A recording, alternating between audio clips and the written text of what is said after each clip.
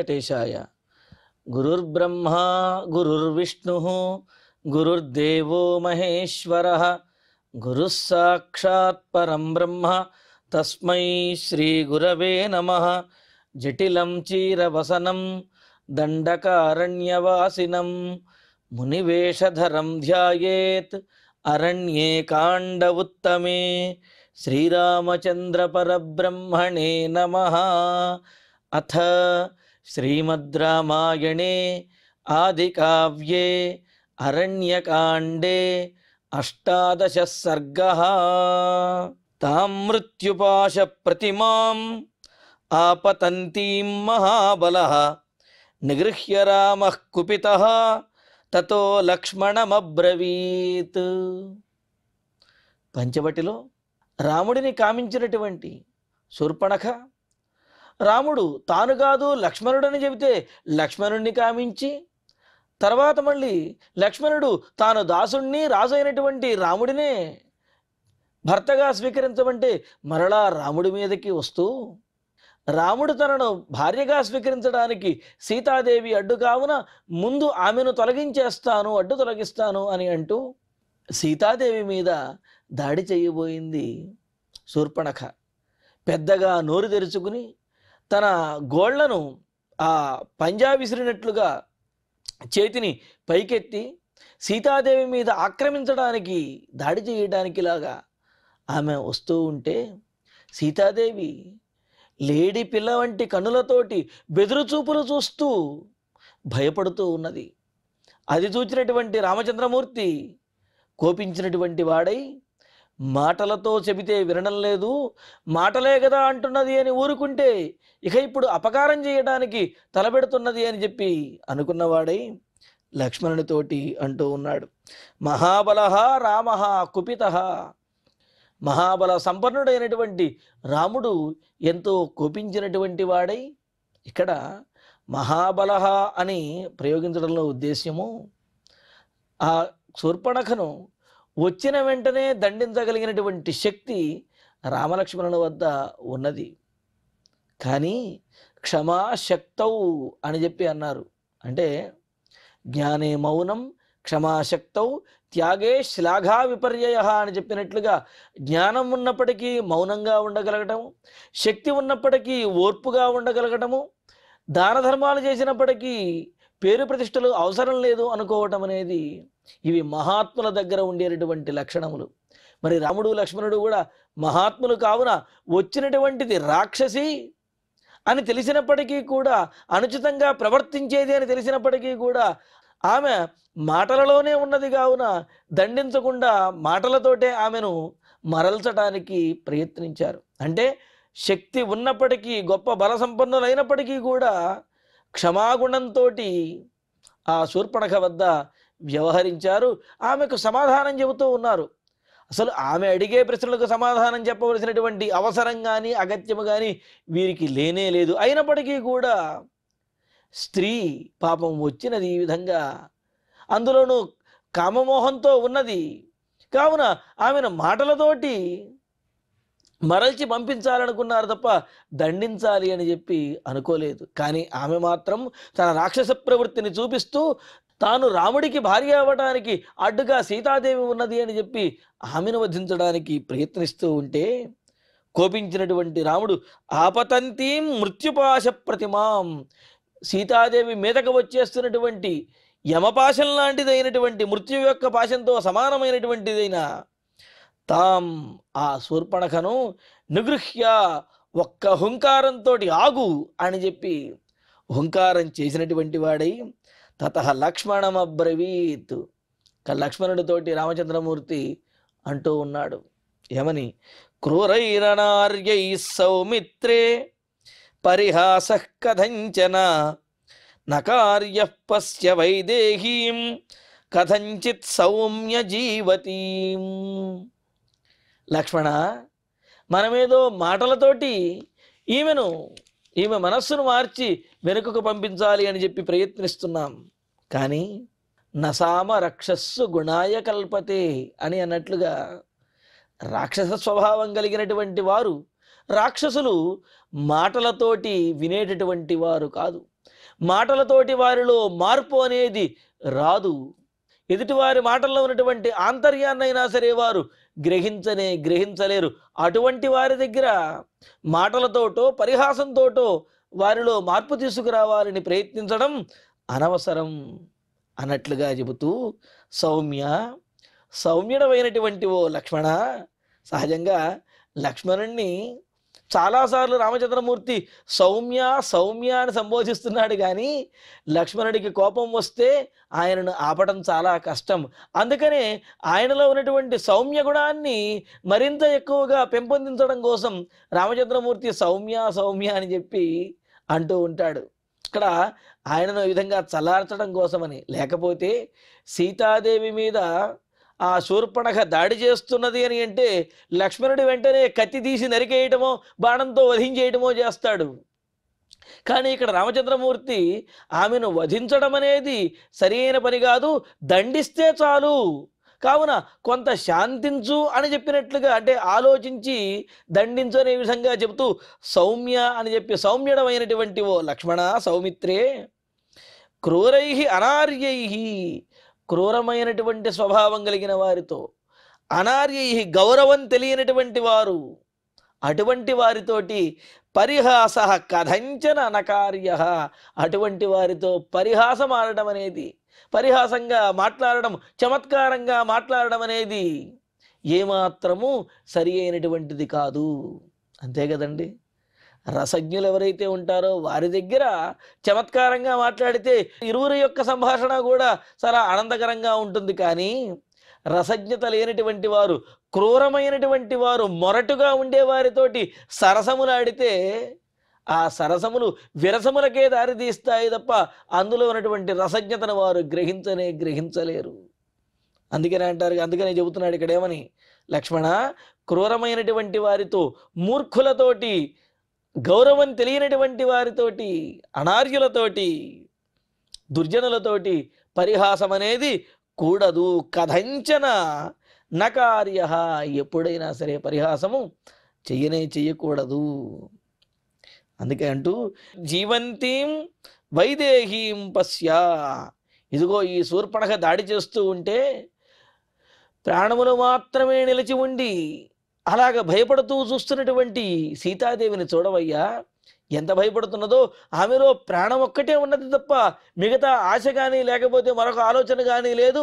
భయంతో బిక్క చచ్చిపోతున్నట్లుగా ఉన్నది సీతాదేవి. మరి అంత దారుణంగా భయంకరంగా ఈ శూర్పణఖ సీతాదేవి మీద దాడి చేస్తున్నది చూడవయ్యా లక్ష్మణ అని అంటూ, ఇమాం విరూపామసతీం అతిమత్తాం మహోదరీం రాక్షసీం పురుషవ్యాఘ్ర విరూపయితుమర్హసి. కావున లక్ష్మణ, పురుషవ్యాఘ్ర, పురుషశ్రేష్ఠుడమైనటువంటి ఓ లక్ష్మణ, విరూపాం అసతీం, వికారమైనటువంటి భయంకరమైనటువంటి రూపంతో ఉన్నటువంటిది, అసతీం, చెడు ప్రవర్తన కలిగినటువంటిది అయినటువంటి, అతిమత్తాం మహోదరీం, మరింతగా మితిమీరి మదించినటువంటిది, అంటే బాగా మదముతోటి ఉండి అడ్డు లేకుండా ఉన్నటువంటిది, మహోదరీం, పెద్ద పొట్టతోటి ఉన్నటువంటిదైన, ఇమాం రాక్షసీం, ఈ రాక్షసి అయినటువంటి శూర్పణఖను విరూపయితుమర్హసి, ఈమెను విరూపకరణం చేసి, అంటే అక్కడ విరూపము అని అంటే ఆమె ఉన్నటువంటి ఆకారాన్ని కాస్త మార్చే విధంగా చేయటం, లేకపోతే ఆ ఆకారాన్ని కొంత నశింపజేయటం, అలాగా విరూపయుతం, ఆమె యొక్క ఆ శరీరావయములో ఏదో ఒక అవయవమును తొలగించే విధంగా చేసి దండించవయ్యా, అప్పుడైనా సరే ఈమెకి బుద్ధి వస్తుందేమో అని చెప్పి అంటున్నాడు. అంటూ కావున అర్హసి, ఇంతకుముందే మరి వికారమైనటువంటి రూపం కలిగినటువంటిది ఆమె. విరూపయుసుమర్హసి అంటే వికారంగా తయారు చెయ్యి, వికారంగా చెయ్యి అంటే ఆ శూర్పణఖ ఏమన్నా ఇంతకుముందు అందంగా ఉంటే ఇప్పుడు వికారంగా చెయ్యాలి. అసలు అంతకుముందే దారుణంగా వికారంగా ఉన్నది అంటే ఇంతకుముందే వికారంగా ఉన్నటువంటి ఈమెను మరింత వికారంగా చెయ్యవయ్యా అని చెప్పి అంటున్నాడు రామచంద్రమూర్తి. అయితే ఇంతకు ముందు వరకు ఆ శూర్పణఖ మాట్లాడినంత వరకు కూడా రాముడు లక్ష్మణుడు పరిహాసంగా చమత్కారంగా మాట్లాడుతూ ఉన్నారు తప్ప ఆమెను దండించాలి అని చెప్పి అనుకోలేదు. కానీ ఎప్పుడైతే ఆమె ఆక్రమించాలి అని చెప్పి అనుకున్నదో అప్పుడు మాత్రం ఉపేక్షించకూడదు అని చెప్పి అనుకున్నారు. అందుకే కదా ఎగసిపడుతున్నటువంటి అగ్ని మరింతగా అంటుకుంటూ ఉంటే అటువంటి అగ్నిని ఉపేక్షించకూడదు. అంటి అంటకున్న చలి కాగవచ్చు, అంటుకున్న తనువు కాలవచ్చు అని అంటారు. అంటే కొంతమంది విషయంలో అంటి అంటకుండానే ఉండాలి తప్ప పూర్తిగా వెళ్ళి కావలించుకోకూడదు. అగ్ని లాంటి వాళ్ళంటే అగ్నిని అలా అంటి అంటకుండా అలా దూరంగా ఉంటే కాస్త వెచ్చగా చలిగాగటం కుదురుతుంది, కానీ చలిగాగటానికి సహకరించింది కదా అని చెప్పి వెళ్ళి అగ్నిని కావలించుకుంటే ఏమవుతుంది, ఒళ్ళంతా కాలుతుంది. కావున దుష్టులతోటి, కొత్తగా వచ్చినటువంటి వారితోటి, అలాగే వారి యొక్క ప్రవర్తన వ్యక్తిత్వము తెలియని వాళ్ళు ఎవరైతే ఉంటారో అటువంటి వారితోటి అంటి అంటకుండా ఉండాలి తప్ప మరింతగా దరి చేరనీయకూడదు, మరింతగా దరి చేరకూడదు అని చెప్పి అంటున్నారు. మరి ఇక్కడ శూర్పణఖ వచ్చి మాట్లాడినప్పుడు మాటలు మాట్లాడేంత వరకు కూడా రాముడు లక్ష్మణుడు చాలా సంయమనాన్ని పాటించి క్షమాగుణంతో ఉండి ఆమెను మాటలతోటే మరల్చాలి అని ప్రయత్నించారు. కానీ ఎప్పుడైతే ఆమె చేతులకు దిగి సీతాదేవిని ఆక్రమించాలి అని చెప్పి ప్రయత్నించిందో ఇంకా రాముడు ఉపేక్షించకూడదు అని చెప్పి అనుకున్నాడు. అనుకుని వెంటనే లక్ష్మణుడితోటి ఈమెకు విరూపకరణం చేసి ఈమె అవయవములను ఖండించి దండించి ఈమెని ఇక్కడి నుంచి పంపించు లక్ష్మణ అని చెప్పి అంటున్నారు. ఇత్యుక్తో లక్ష్మణస్తస్యాః క్రుద్ధో రామస్య పార్శ్వతః ఉద్ధృత్య ఖడ్గం చిచ్ఛేద కర్ణనాసం మహాబలః.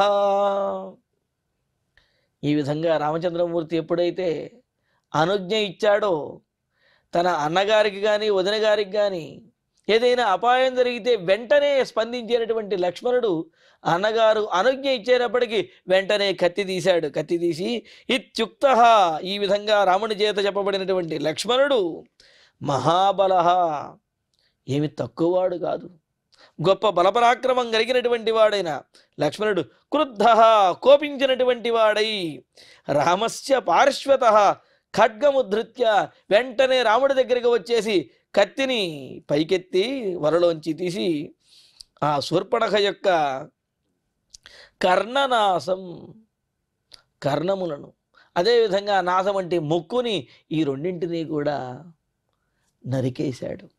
అంటే ముక్కు చెవులు కోశాడు. ఇక్కడ ఇంద్రియములలో ముఖ్యమైన అంటే సర్వేంద్రియాణం నయనం ప్రధానం అన్నట్లుగా కన్ను చూచినటువంటి వాటిని కావాలి అనిపించే విధంగా చేస్తుంది. అదేవిధంగా చెవులు మన చెవిని పడ్డటువంటి వాటిని మనకు కావాలనిపిస్తుంది. ముక్కు మనం పీల్చినటువంటి వాటిలో మనకి ఇష్టమైనటువంటిది వెంటనే కావాలి అని చెప్పి ఈ విధంగా చేస్తూ ఉంటుంది. అంటే మనం ఏదైనా తినాలి అని అనిపించింది అంటే ఒక పదార్థం చూచిన వెంటనే ఒకటి దాని యొక్క వాసన వల్ల ఒక్కసారి ఆ వాసన పీల్చి అబ్బా దీనిని ఆస్వాదిస్తే బాగుంది, మంచి ఘుమఘుమలాడిపోతోంది అంటూ ఉంటాం. కావున ఇక్కడ ఆమె సీతాదేవిని తినాలి అని చెప్పి భక్షించేస్తాను అని అంటున్నది. పైగా అదేదో బాగా ఇష్టమైనటువంటి పదార్థాన్ని వాసన చూసినట్టుగా అలా ముక్కుతో వాసన చూసి మరి ఆమె దగ్గరికి వెళ్ళి ఆమెను భక్షించేద్దాము అనుకుంటున్నది. అందుకని చెప్పి ఆ ముక్కుని లక్ష్మణుడు కోసేశాడు. అలాగే రామలక్ష్మణులు ఎంతగా చెప్పినప్పటికీ కూడా శూర్పణఖ వారి యొక్క మాటలను పట్టించుకోలేదు. అందుకనే చెవులు కోసేయాలి అని చెప్పి అనుకున్నాడు. ఈ విధంగా లక్ష్మణుడు రాముని యొక్క అనుజ్ఞతోటి ఆమె యొక్క ముక్కు చెవులు కూడా కోసేశాడు. ఇక్కడ రాముడికి కోపం రావడానికి కారణం ఆయన మీద కనుక దాడి చేసి ఉన్నట్లయితే రాముడికి ఇంత కోపం వచ్చి ఉండేది కాదు. ఆయనకు ప్రాణప్రదమైనటువంటి సీతాదేవి మీద ఆ శూర్పణఖ దాడి చేసేటప్పటికీ రాముడికి కోపం పెళ్లి బిగింది. అదేవిధంగా లక్ష్మణుని ఆజ్ఞాపించాడు. లక్ష్మణుడి యొక్క కోపం కూడా మరి తారాస్థాయికి వచ్చినది. అయితే అన్నగారు చెప్పినటువంటి ఆజ్ఞను పాటించడమే, అంతేగాని తనకు తారాస్థాయిలో కోపం వచ్చింది కదా అని చెప్పి శూర్పణఖ యొక్క కంఠాన్ని ఛేదించకుండా మరి ఇక్కడ లక్ష్మణుడు అన్నగారు చెప్పినట్టుగా ఆమెకు విరూపకరణం అంటే ముక్కు చెవులు మాత్రమే ఖండించాడు. అంటే ఎంత ఆవేశంలో ఉన్నప్పటికీ కూడా, ఎంత కోపం వచ్చినప్పటికీ కూడా అన్నగారి యొక్క అనుజ్ఞను మీరకుండా కార్యాన్ని సాధించేటటువంటి వాడు లక్ష్మణుడు అనేది దీని ద్వారా తెలుస్తున్నది. ఇలాగా లక్ష్మణుడు ఆ శూర్పణఖ యొక్క ముక్కు చెవులు కోసేశాడు.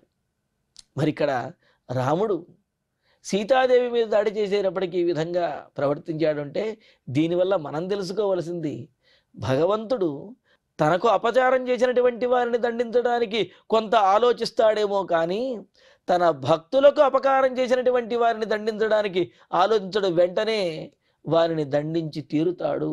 అంటే భక్తులను, భాగవతోత్తములను పీడించినట్లయితే భగవతపచారం చేసినటువంటి దానికంటే ఎక్కువ పాపాన్ని మూటగట్టుకోవటం అవుతుంది, ఎక్కువ దుష్ఫలితాన్ని పొందవలసి వస్తుంది. కావున భగవద్భక్తులను బాధ పెట్టకూడదు అనేది దీని ద్వారా తెలుస్తూ ఉన్నదన్నమాట.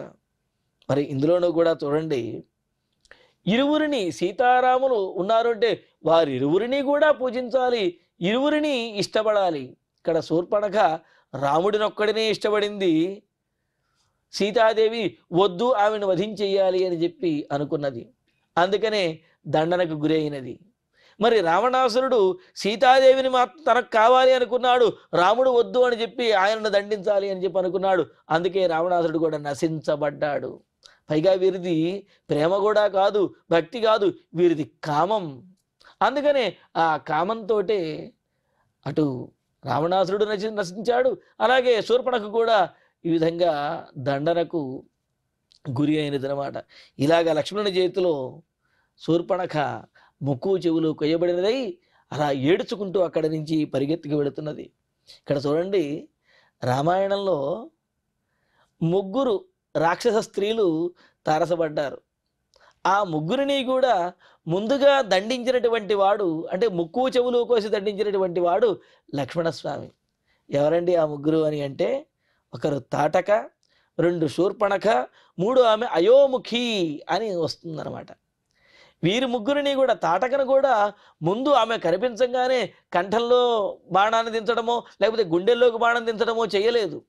మొదట ఆమె యొక్క చేతులను ఖండించారు, మొదట ముక్కు చెవులు ఖండించారు. అది కూడా లక్ష్మణుడు చేశాడు, తన బాణములతోటి తాటక యొక్క ముక్కు చెవులు కూడా ఖండిస్తాడు. ఆ తర్వాత రాముడు తన బాణములతోటి ఆమె యొక్క చేతులను ఖండిస్తాడు. ఇలా ఖండించిన తర్వాత కూడా ఆమె దాడి చేయబోతూ ఆ క్రూరత్వాన్ని వీడకపోయేటప్పటికీ అప్పుడు ఆమెను వధిస్తారు. అంతే తప్ప ముందే వధించడం అనేది రామలక్ష్మణుడు ఎప్పుడూ కూడా చేయరనమాట. ఇలాగా ఆ తాటకను, అదేవిధంగా శూర్పణఖ విషయంలో కూడా చూడండి, ముందు మాట్లాడారు, ఆ తర్వాత మాట వినకపోతే లక్ష్మణుడు ముక్కు చెవులు కోసివేశాడు. అలాగే అయోముఖి అనే రాక్షసి, ఆమెకు కూడా లక్ష్మణుడే ఈ విధంగా ముక్కు చెవులు కోయడం అనేది చేస్తాడు. ఈ విధంగా లక్ష్మణస్వామి మొదట దండించడము, ఆ దండన వినకపోతే ఆ తర్వాత రాముడు శిక్షించడము, వధించడము, లేకపోతే లక్ష్మణుడే వధించడము, ఈ విధంగా జరుగుతుందన్నమాట. ఇక్కడ ఎప్పుడైతే లక్ష్మణుడు ముక్కు చెవులు కోశాడో వెంటనే శూర్పణఖ అక్కడి నుంచి పారిపోయింది. నికృత్తకర్ణనాసాతు విస్వరం సా వినద్యచ యథాగతం ప్రదుద్రావ ఘోరాశూర్పణఖావనం. నికృత్తకర్ణనాస, ఇలాగా లక్ష్మణుని చేత ఛేదించబడిన, కోయబడినటువంటి ముక్కు చెవులు కలిగినదే. అంటే లక్ష్మణుడు ఆమె యొక్క ముక్కు చెవులు కొయ్యగా ఘోరా సా, భయంకరమైనటువంటిది అయిన ఆ శూర్పణఖ సాధారణంగానే భయంకరంగా ఉంటుంది, పైగా ఇప్పుడు ముక్కు చెవులు కోసినప్పుడు మరింత భయంకరంగా ఉన్నటువంటి ఆమె విశ్వరం, వికారమైనటువంటి వికృతమైనటువంటి పెద్ద ధ్వనితోటి వినద్య, పెద్దగా హాహాకారం చేస్తూ అరచి యథాగతం వనం ప్రదుద్రావ, ఆమె ఎట్నుంచి అయితే వచ్చిందో, ఏ వనంలోంచి అయితే వచ్చిందో ఆ వనంలోకే పరిగెత్తుకుంటూ హడావిడిగా భయపడుతూ కంగారు పడుతూ అలాగా బాధపడుతూ అరుచుకుంటూ ఆ వనంలోకి పరిగెత్తి పారిపోయింది. ఇంకా ఆమె సావిరూప మహాఘోర రాక్షసి శోణితోక్షిత ననాద వివిధాన్నాదాన్ యథా ప్రావృషితో యదః. వికృతమైనటువంటి రూపంతో ఉన్నటువంటి ఆమె మహాఘోర, మిక్కిలి భయంకరమైనటువంటిది. అసలు ఆమెకు ఉన్నటువంటి రూపానికి ఆమె సాధారణంగా ఉంటేనే చూడటానికి భయంకరంగా ఉన్నది, మరి ఆమె మరింత కోపంతో బాధతోటి అరుస్తూ ఉన్నది అంటే మరి ఇంకెంత భయంకరంగా ఉన్నదో. అందుకనే వికృత విరూప అని చాలక ఇక్కడ మరి ఎక్కువగా వర్ణిస్తూ ఆమె భయంకరమైనటువంటిది, ఘోర అని ఇన్ని రకాలుగా చెప్పాడు. అలాగ మహాఘోర మహాభయంకరమైనటువంటిది ఆమె. శోణితోక్షిత, అలాగా ఆ ముక్కు నుండి చెవు నుండి కారుతున్నటువంటి రక్తము ఒళ్ళంతా కూడా తడిసిపోయింది రక్తంతో. అలా రక్తంతో తడిసినటువంటి ఆమె ఆ రాక్షసి ప్రావృషితో యథ యథా, శరత్కాలంలో మేఘము గర్జించినట్లుగా ఈమె గర్జిస్తూ ఉన్నది.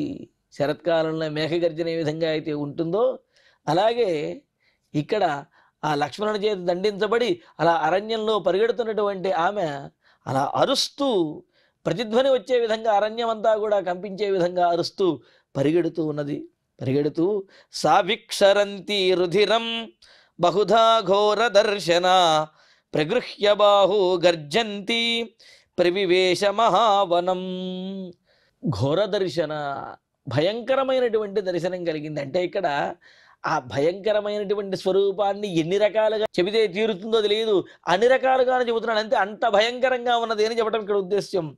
అటువంటి ఆ శూర్పణఖ రాక్షసి రుధిరం విక్షరంతి, ఆ రక్తాన్ని చిమ్ముతూ, అంటే ఆ రక్తము శరీరం అంతా తడుస్తున్నది. ఈమె పరిగెత్తేటప్పటికీ ఆ రక్తమంతా కూడా అంతటా చిమ్ముతున్నట్టుగా విరజిమ్ముతున్నట్టుగా పడుతూ ఉన్నది. అలా రక్తాన్ని కార్చుతూ బాహు ప్రగృహ్య, రెండు చేతులు పైకి ఎత్తి, అంటే సహాయం కోరుతున్నటువంటి దానిలాగా రెండు చేతులు పైకి ఎత్తి బహుదా గర్జంతి, పెద్దగా గర్జన చేస్తూ అరుస్తూ మహావనం ప్రవివేశ, ఆ గొప్పదైనటువంటి వనంలోకి శూర్పణఖ ప్రవేశించి వెళుతున్నది. తతస్తు సా రాక్షస సంఘ సంవృతం ఖరం జనస్థానగతం విరూపిత ఉపేత్యతం భ్రాతరముగ్రదర్శనం పపాత భూమౌ గగనాద్యథాశని.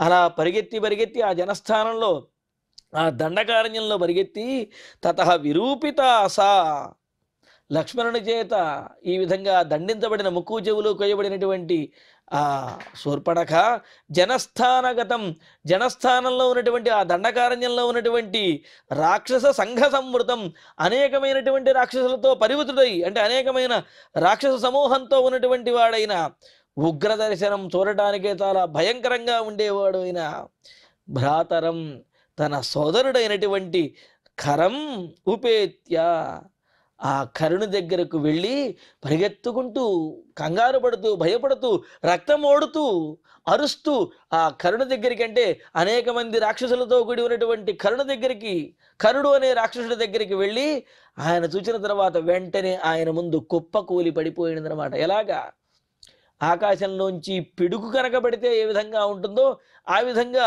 అమితమైనటువంటి వేగంతో పరిగెత్తుకుంటూ వెళ్ళినటువంటి ఆమె ఆ ఖరాసురుని దగ్గర ముందు ఆ విధంగా కింద పడిపోయింది. పడిపోయి లేచి కంగారుగా భయపడుతూ అస్పష్టంగా మాట్లాడుతూ తతస్సభార్యం భయమోహమూర్ఛిత సలక్ష్మణం రాఘవమాగతం వనం విరూపణం చాత్మనిశోణితోక్షిత శశంస సర్వం భగినీఖరస్య స. ఇంకా తరువాత సర్గలో చెప్పబోయేటటువంటి విషయాన్ని ఇక్కడ శూర్పణఖ చాలా కంగారుగా మొత్తం చెప్పిందిట. అయితే ఆ చెప్పినటువంటిది కరుణికి అర్థం కాలేదు. ఎందుకంటే ఈమె భయపడుతూ కంగారు పడుతూ అస్పష్టంగా అరుస్తూ ఏడుస్తూ బాధపడుతూ చెప్పినదిట.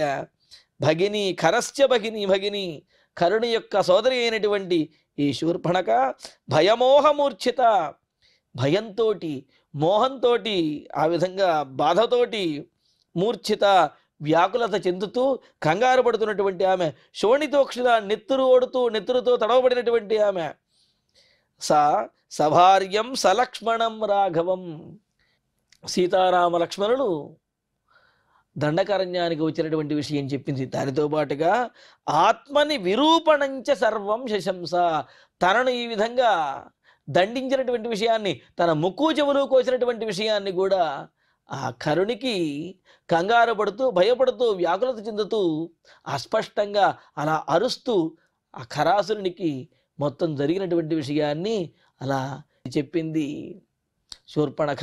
దీనితోటి మనకు 18వ సర్గ పూర్తవుతున్నది. ఇక ఇప్పుడు శ్లోకాలను పారాయణ చేసుకుందాం. మరి ఆ తర్వాత కర్ణుతో చెప్పిన తర్వాత కర్ణుడు ఏ విధంగా రామలక్ష్మణుల దగ్గరికి వెళ్ళాడు, అసలు కర్ణుతోటి శూర్పణఖ ఏమని చెప్పింది, ఆ చెప్పటం కూడా చాలా విశేషంగా ఉంటుంది. ఆ విశేషాలను తర్వాతి ప్రవచనంలో తెలుసుకుందాము. ఇక ఇప్పుడు శ్లోకాలను పారాయణ చేసుకుందాము.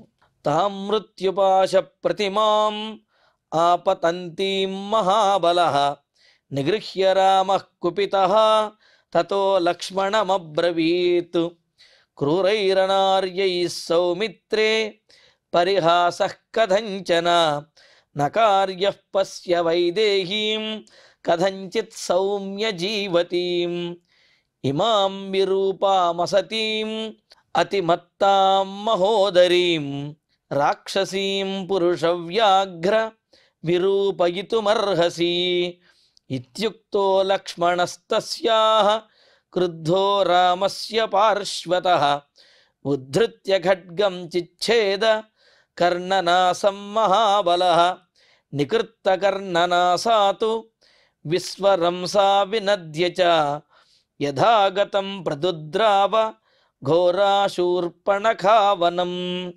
సా విరూపా మహాఘోరా రాక్షసీ శోణితోక్షిత ననాద వివిధాన్నాదాన్ యథా ప్రావృషితో యదః సా విక్షరంతి రుధిరం బహుధా ఘోరదర్శన ప్రగృహ్య బాహూ గర్జంతి ప్రవివేశ మహావనం తతస్తు సా రాక్షస సంఘ సంవృతం ఖరం జనస్థానగతం విరూపిత ఉపేత్యతం భ్రాతరముగ్రదర్శనం పపాత భూమౌ గగనాద్యథాశని తతః స భార్యం భయమోహమూర్ఛిత స లక్ష్మణం రాఘవమాగతం వనం విరూపణం చాత్మని శోణితోక్షిత శశంస సర్వం భగినీఖరస్య సా.